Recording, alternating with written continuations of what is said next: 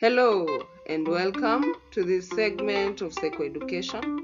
My name is Judith Epereje, a marriage and family therapist in training, and today I will be introducing you to boundaries or interpersonal boundaries. And to start us off, we have a quote from Tawab that says, "Boundaries are the gateway to healthy relationships." So let's get started. So, what do boundaries mean? So, boundaries are basically those rules that manage the physical and psychological distance in relationships. This could be between family members or a couple, or even in an employer-employee relationship. So boundaries can also be defined as those invisible barriers that regulate the contact that we have with other people. So boundaries are what basically define and regulate the closeness, the hierarchy, the distance, and the roles that people assume in relationships. Yeah. And boundaries can be set around physical aspects, like how close you allow people to come to you physically. It can be around mental dimensions, emotional, as well as spiritual. Yeah. Yeah, and then how many types of boundaries do we have? So literature has defined three, which are clear boundaries, diffuse, and then we have rigid. So what are the differences in this? So clear boundaries are those that are normal. It's where there's a balance between how close we get to other people or how close we allow other people to come to us, as well as how far we are able to get from those people. It could either be physically or even emotionally. Um, yeah, like how close do we allow people to come to us, but as well as is there distance between my emotions and the other person's emotions? Is there distance between how much another person's emotions affect me or how much I let that define my choices, my feelings, and all that. Yeah, so clear boundaries basically allow for contact as well as a sense of identity and differentiation. So it is not too much closeness or too much distance. There is a balance in that.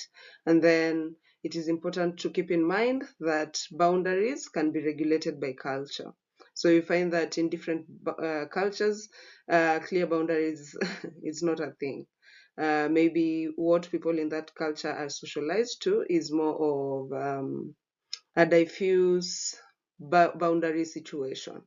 Yeah. So a lot of enmeshment going on there. Yeah. And then moving on to diffuse boundaries. So these are weak or diffuse boundaries in that case, and they often lead to enmeshed relationships. So enmeshed, it's like people in that relationship reason and behave as one. Or if it is in a family setting, every member of that family feels, thinks, behave as one. So you're not able to differentiate one from the other. It's like they exist as one person. So there's no clear distinction between members, and then there's a strong sense of mutuality or connectedness at the expense of autonomy. So people are not big on individuality or making individual decisions or even like giving precedence to what they want vis-a-vis the group dynamic or the family dynamic or the couple or relationship needs. Yeah. And then we have rigid boundaries, which are restrictive and permit little to no contact with others. So, where we have rigid boundaries, there's often disengagement in relationships because it's like too tight. Like there's no room for flexibility where there are rigid boundaries. So, independence and autonomy is emphasized at the expense of emotional connection. So it's more about maybe the individual needs as compared to the group needs, the family needs, the relationship needs. And even if someone tries to come in, someone tries to negotiate their way around something, there is some level of rigidity that does not allow for compromise. So where there are rigid boundaries, you find that someone is emotionally and physically isolated. Rigid boundaries limit affection and the support that someone can get from others. There's excess tolerance for deviation where there are rigid boundaries. So where there are rigid boundaries in a family, you find that each member is doing their own things, even when they are in the same room. And uh, like they won't pay attention to the other person. There's no like care. So if the other person is messing up, it is not the focus won't shift from the individual to the other person. Yeah. Yeah, and then yeah, there's that failure to support or protect the other person.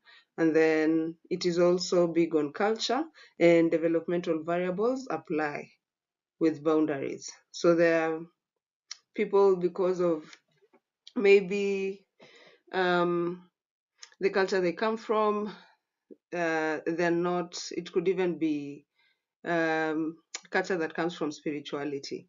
They're not allowed to be very flexible with boundaries around maybe spirituality or physical boundaries, you know? Yeah, yeah. Okay. So, is there any importance to boundaries? Yeah, do they help us in any way? And why are we here talking about boundaries? Yeah, but basically, boundaries are very important. Remember the quote that we started with. Yeah, that boundaries are probably the gateway to healthy relationships.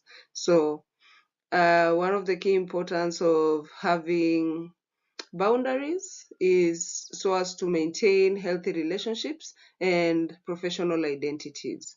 So, if you have diffuse boundaries, even at work, it is very easy for you to get lost in the crowd, for you not to have a professional identity, for you not to have a sense of who you are um, away from the group. Yeah. And then boundaries create space between people that allows for separateness and uniqueness. Yeah, so it allows for you to have time for yourself, for you to do things that give you joy, things that keep you alive. Yeah, and it is not always about the other people, but there's always time for you as well. And then boundaries protect vulnerable parties from potential exploitation. This applies mostly in the case of children. Yeah, so if there were no boundaries, and you could find that with children, there are boundaries that have been placed by law. Yeah, there are those laws that are placed to protect children from potential perpetrators.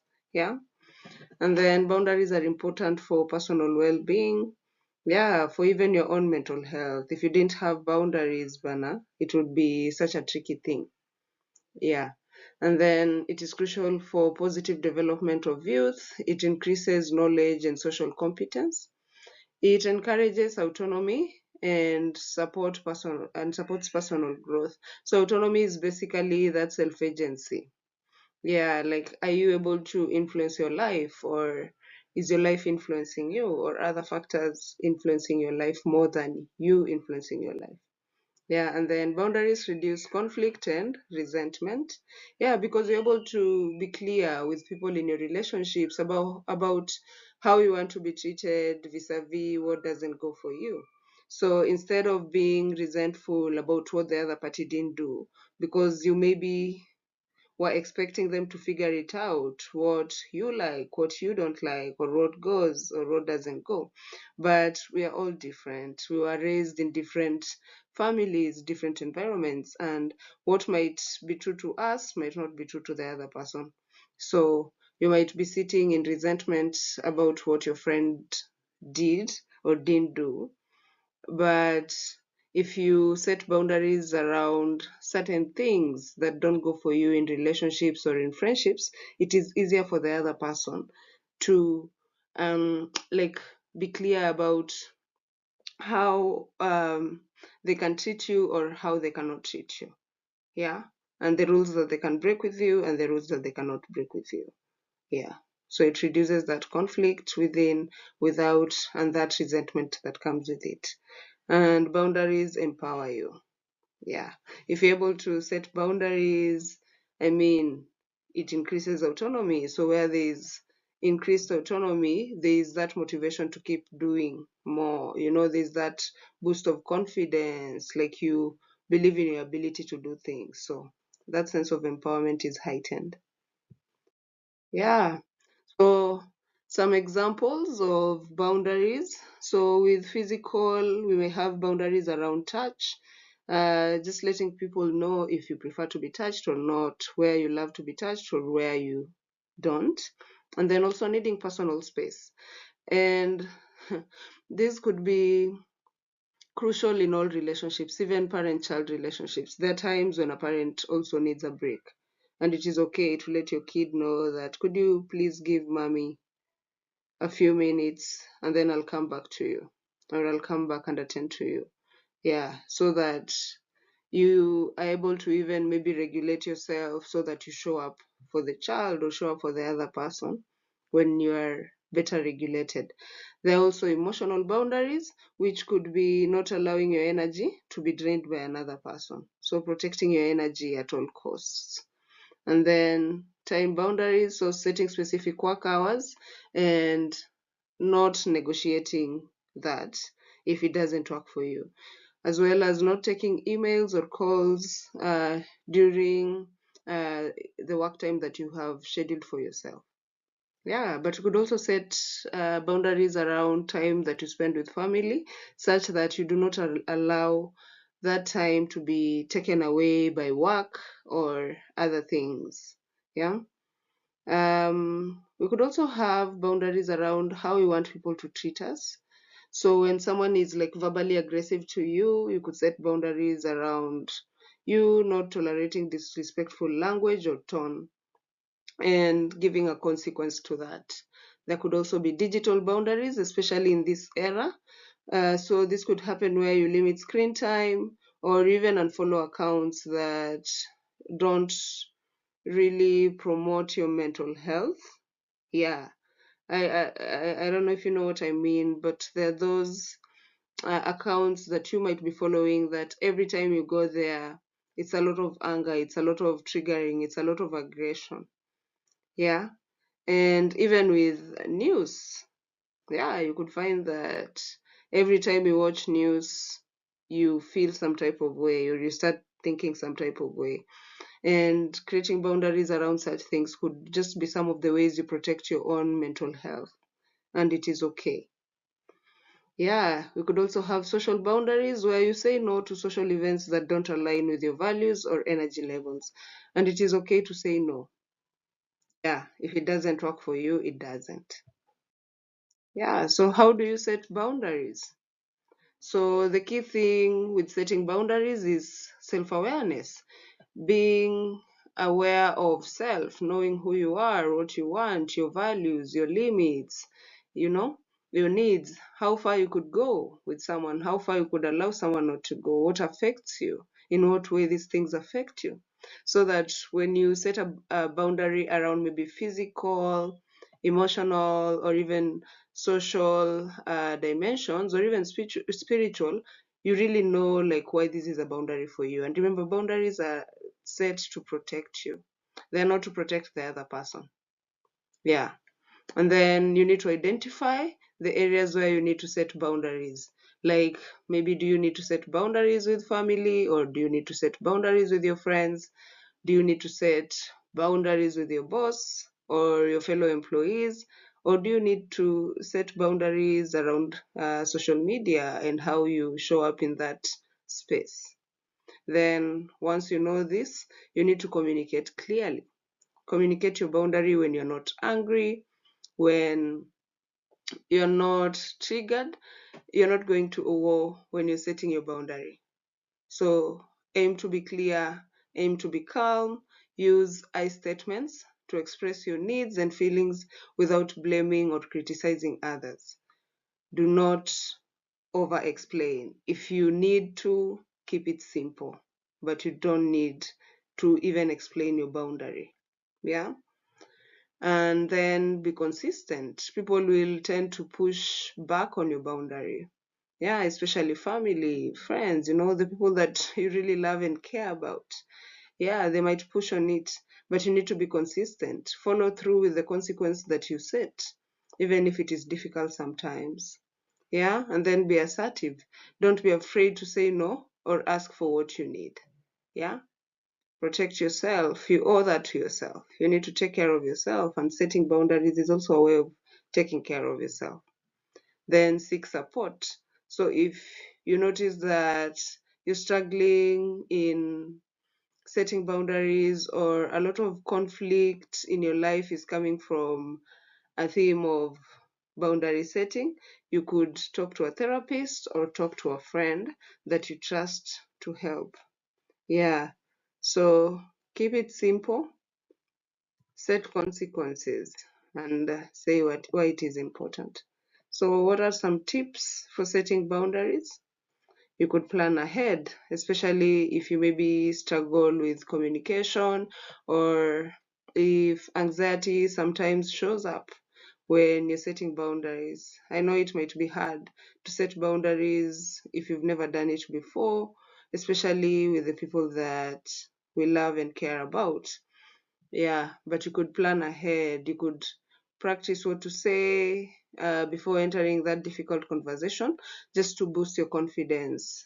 Yeah, so that you know that you got it when you're setting that boundary. Be confident when you're doing it. So just maintain eye contact, use a steady tone. Yeah, if you need to sit down for you to be calm and clear, please do so. Yeah, be respectful. So avoid yelling, do not be passive aggressive. And then, is there room for compromise sometimes? Yeah, maybe you set a boundary around time and something happened when this friend was coming for a meetup that maybe necessitated them to be late by 30 minutes, and you had set a boundary and maybe even reinforced it. Yeah, but is there room for compromise? Is there like generosity, room for you to listen to them, and yeah, maybe compromise? Yeah. And then what are some of the things you could say when you're setting a boundary? An example could be, I'm uncomfortable with this. Please don't do that. I can't do that for you. I've decided not to. I don't want to do that. This doesn't work for me. I'm drawing the line at. Yeah. Yeah. So a practical example is, you maybe notice your roommate has been eating your food from the fridge. So you never discussed any plans to share food with them, and you don't want them to keep eating the food that you have bought. So how do you set that boundary with this roommate? It would go something like, I would like to keep our food separate. If there's something of mine you want, please ask me before taking it. Yeah. So I've given an example for you to practice. Yeah. So you invited a friend over for the evening, but now it's getting late. You'd like to get ready for bed. So you need to tell your friend that it is time to go. So how will you set that boundary with this friend? You could leave your answer in the comment section below. Thank you for being here again, and I really appreciate you. Please subscribe if you've not yet subscribed. I have a lot more coming. Yeah, and if this resonated with you, please share, like, you turn your post notification bell on so that you know when I post again. And until the next one, bye.